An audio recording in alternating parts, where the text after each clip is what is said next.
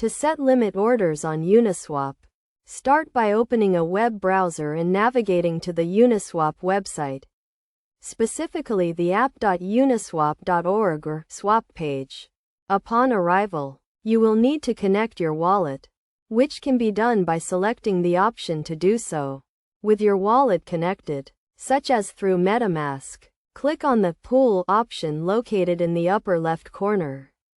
This will redirect you to a new page, where you will see a pink button labeled New Position. Click on this to proceed.